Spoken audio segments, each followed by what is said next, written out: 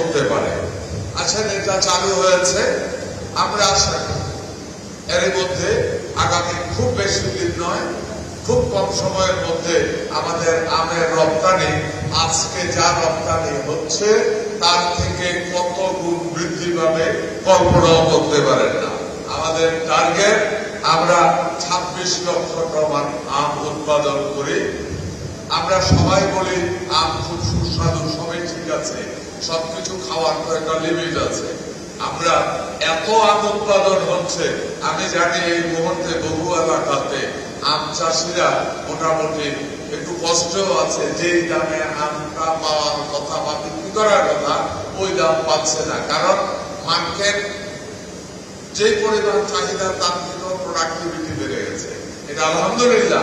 এখন প্রয়োজন রপ্তানি, বিশ্বে ডিমান্ড আছে, রপ্তানির জন্য প্রয়োজন হাইজেনিক প্যাকিং, এটাও রেডি হয়ে গেছে। যারা রপ্তানির সাথে জড়িত আছে তাদেরকে একটাই অনুরোধ করব, কাস্টমারকে যা কমিটমেন্ট দেবেন চেষ্টা করবেন ওই কমিটমেন্টটুকু 16 আনা পালন করার জন্য, কারণ মনে রাখেন কাস্টমার সবকিছু রূপে। আমি নিজেও ব্যবসায়ী মানুষ, সুতরাং আমি আপনাদেরকে, আপনারা খেয়েছেন কিনা জানি না, আমি কিন্তু খাইতে যাই, তারপরেও গল্পটা থামাইতে পারলাম না। আমার মনে আছে আমি আকিস গ্রুপের কাছ থেকে চামড়া কিনতাম আমার জুতার ফ্যাক্টরির জন্য। আকিস সাহেব তখন বেঁচে আছে, উনি অনেক বড় মাপের মানুষ। আমি ওইখানে গেলাম, দাওয়াত দিল, যাওয়ার পরে আকিস সাহেব আমাকে দরজার থেকে বলা শুরু করলো, স্যার আসেন, স্যার আসেন। ভাই এগুলি বলেন কি আপনি? বলে আরে আসেন। খাওয়াইতে বসে এবার ওনার প্লেটটা নিয়ে এইটা খান ওইটা খান। আমি অ্যাকচুয়ালি ওনার টার্নওভারের তুলনায় আমি একেবারে ছোট্ট ভাইয়া, একেবারে মাইক্রোস্কোপিক ভাইয়া ওনার টার্নওভারের তুলনায়। এক পর্যায়ে আমি বললাম, ভাই আপনি যে আমাদের শ্বাস শুরু করছেন, তার মানে আমি তো ওনার দ্বিতীয়বার না আসি? না, যে কি, যে আপনি কাস্টমার, আপনি সব কিছুর ঊর্ধ্বে। আমার কাছে সবচেয়ে শ্রদ্ধেয় ব্যক্তি আপনি, কারণ আপনি কিনলে আমার ফ্যাক্টরি চলবে, আপনি কিনলে আমার ব্যবসা হবে। ব্যবসায়ী সমাজ যারা আছে, রপ্তানিকারক যারা আছে, তাদের উদ্দেশ্যে এই কথাটুকু বললাম, এই গল্পটুকু বললাম। আসেন, এই এখান থেকে আমাদের শুধু যে আম রপ্তানি করতে পারবো তা না, যে কোনো ফল এখান থেকে আমরা সিস্টেমেটিক ওয়েতে করতে পারবো। যেমন মনে করেন আমরা এখানে লিচি করতে পারবো, আমাদের এখান থেকে আলু, পেঁপে, টমেটো, ইভেন আলু, আপনি জানেন মিষ্টি আলু যাচ্ছে প্রচুর। শুধু তাদেরকে যদি গ্যারান্টি দেওয়া হয়, এবং আলুটা যাচ্ছে জাপানে, তাদেরকে যদি গ্যারান্টি দেওয়া হয় ভাই এই ধরনের ট্রিটমেন্টে যাবে, এরা ইমিডিয়েটলি বাড়াবে, কারণ জাপান এখন ভাত কমিয়ে দিচ্ছে, মিষ্টি আলু বাড়িয়ে দিচ্ছে, এবং ওই ভ্যারাইটিটা আমাদের দেশে অলরেডি প্রোডাকশন হচ্ছে, থ্যাঙ্কস টু আল্লাহ। আপনি দেখেন বরুণ, আমি একবার ইংল্যান্ডে গিয়ে বহুত খুঁজলাম, গ্রামে গিয়ে কি খুঁজতেছেন, ইংল্যান্ডে বরুই গাছ নাই, কয় না, পুরো ইংল্যান্ডে একটা বরুই গাছ নাই। বলেন, আল্লাহ আমাদেরকে কিনা দিচ্ছে। এই বরুই কিন্তু ওয়ার্ল্ড ওয়াইড ডিমান্ড আছে। এই বরুইও কিন্তু আমরা এখানে যে কোনো ফল রপ্তানি করতে আপনাকে অবশ্যই এই প্লান্টের ওয়াশ করে গ্যারান্টি দিতে হবে 100% জার্ম ফ্রি। ইভেন লিচু আমরা করতে পারছি। আমরা দেখেন এই ট্রিটমেন্টের মাধ্যমে স্টোরেজ করার জন্য আমরা এটার পাশাপাশি আপনারা জানেন আমাদের বেশ কিছু মিনি কোল্ড স্টোরেজ দেওয়া হয়েছে। আমরা আরো প্ল্যান করছি কয়েক হাজার মিনি কোল্ড স্টোরেজ সারা দেশ ব্যাপী দেওয়ার জন্য। এটা আমার মাননীয় প্রধানমন্ত্রী, শ্রদ্ধেয় প্রধানমন্ত্রী জনাব তারেক রহমানের পরিকল্পনা। যে আপনি আমাকে বলছে আপনি আর কি করতে পারেন কৃষকের জন্য বলেন। তখন আমি বললাম যে আপনার এই মিনি কোল্ড স্টোরেজ কনসেপ্টটা কেমন? বলে হ্যাঁ, ভেরি গুড। এতে করে হচ্ছে কি প্রতি 2টা ইউনিয়ন মিলে একটা মিনি কোল্ড স্টোরেজ, যদি সম্ভব হয় কোনো ইউনিয়নে হয়তো 4টাও যেতে পারে, যদি ওইখানে ওই পণ্যের উৎপাদন বেড়ে যায়। যেমন গাজর, আপনি জানেন বছরে 20 থেকে 25,000 টন ভেজিটেবল ইম্পোর্ট করি। এর প্রধান কারণ এই মুহূর্তে যে টমেটো খাচ্ছেন ম্যাক্সিমাম ইম্পোর্টেড, অথচ আমার সিজনে যদি এই টমেটোগুলি আমি স্টোরেজ করতে পারতাম, পুরা বছর কৃষক ভালো দাম পাইতো, এবং মানুষও ন্যায্য দামে এটা ভোগ করতে পারত। এই কারণে মিনি কোল্ড স্টোরেজের কনসেপ্টে যাচ্ছি। আমরা প্রত্যেকটা জিনিসের একটাই উদ্দেশ্য, উৎপাদিত পণ্য যেন নষ্ট না হয়, উৎপাদককারী উৎপাদন যারা করবে তারা যেন ন্যায্য দাম পায়, এবং ভোক্তা যারা থাকবে তারাও যেন রাউন্ড দ্য ইয়ার একটা স্টেবল প্রাইসের ভিতরে উপভোগ করতে পারে। আমাদের এখানে সমস্যা অনেক ছিল, আছে। আমাদের কাজ, আমাদের সরকার গণতন্ত্রের সরকার, আমাদের সরকার জনগণের ভোটে নির্বাচিত সরকার। ন্যাচারালি আমাদের কমিটমেন্ট জনগণের কাছে আছে। আমরা যে কমিটমেন্ট দিয়েছি ওই অনুযায়ী আমরা এগিয়ে যাচ্ছি। তার মধ্যেও এই যে আজকে আগে উনি যে কথাটা বললেন, ধন্যবাদ আপনাকে।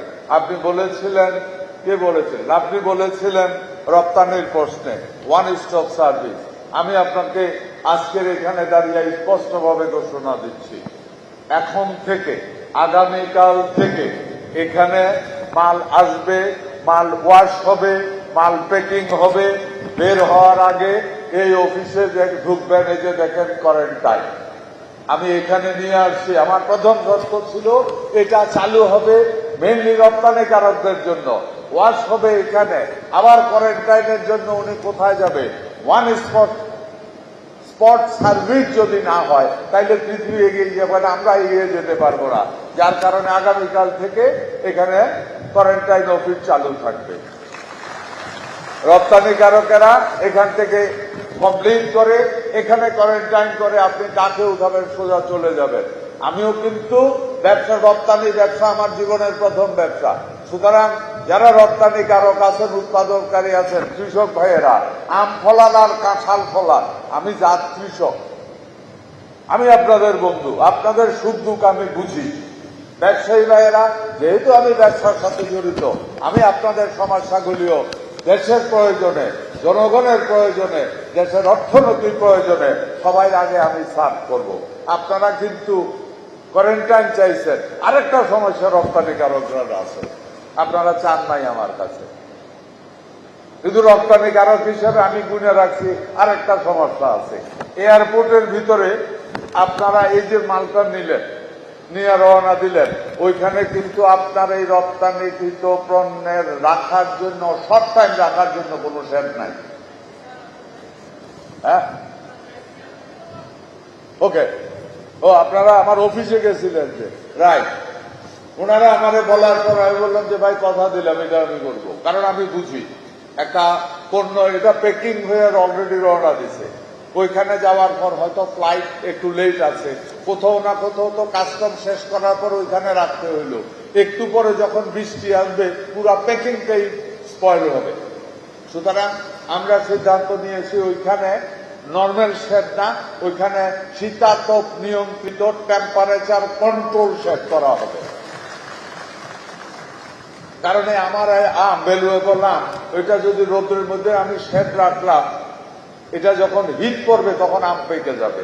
আপনারা জেনে খুশি হবেন, আমাদের বন্ধু দেশ চায়না আমাদের কাছ থেকে কাঁঠাল আমদানি করার জন্য আগ্রহ দেখিয়েছে। এরই মধ্যে আমরা কিছু কাঁঠাল তাদেরকে দিয়েছি, তারা টেস্ট করেছে। ওটার জন্য কিছু নিয়ম মানতে হয়, এর ভিতরে এটা একটা। আমার ভালো লাগছে, আমি জানি আম চাষি যারা আছে এখন বলে এটা আমাদের কোয়ালিটি কন্ট্রোল মেনটেন করে, মানে গুড কোয়ালিটি ফুড এটা ডিক্লেয়ার করতে পারে আম চাষিরা। তারা বলে যে এটার মধ্যে no pesticide, no fertilizer, nothing. ওই সিস্টেম দিয়ে তারা কোয়ালিটি ফুড হিসেবে ডিক্লেয়ার করে প্রোডাকশনের সিস্টেম চাষিরা শুরু করেছে। এক জায়গায় যেহেতু শুরু হয়েছে, সারা বাংলাদেশে হবে ইনশাআল্লাহ। কারণ বাঙালিরা বোকা না, সুযোগের অপেক্ষায় ছিল, সুযোগ এসে যাচ্ছে, আপনাদের সহযোগিতা চাই।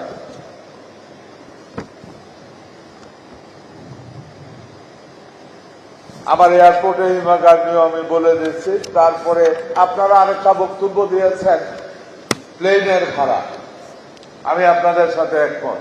বিশেষ করে এই প্লেনের ভাড়াটা যদি কমে, রপ্তানিকারক, প্রডিউসার সবাই লাভবান হবে। এই ভাড়ার জন্য ওইখানে আপনি দামটা কম পাচ্ছেন, ভাড়াটা যদি একটু রিজনেবল, আরো রিজনেবল রেটে পাওয়া যায় তাইলে আম চাষিরও 2 টাকা বেশি পাবে। আসেন ভাড়ার ব্যাপারে এরই মধ্যে আমি বাংলাদেশ বিমানের সাথে কথা বলেছি, কিন্তু এখানে বিমানের থেকে আদার্স যে এয়ারলাইনগুলি আছে, আমরা বিমানের যে কয়টা ফ্লাইট যায় ওইভাবে যদি রপ্তানি শুরু হয় তাহলে আরো বেশি আদার এয়ারলাইন্সও আমাদেরকে কার্গো দিতে হবে।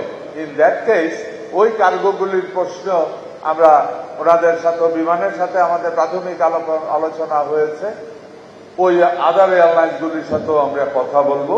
এখানে একটু মেকানিজম করে যাতে করে আগে থেকে কার্গো কিনে স্পেস কিনে রাখে, এই ধরনের কিছু সমস্যা আছে আমি জানি।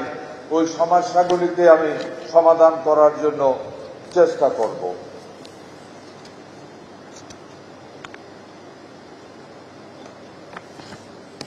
প্রিয় উপস্থিতি, আমি বক্তব্য দীর্ঘায়িত না করে শুধু এইটুকু বলবো, আমাদের পণ্য, আমাদের এগ্রিকালচার পণ্য সারা বিশ্বব্যাপী ডিমান্ড আছে।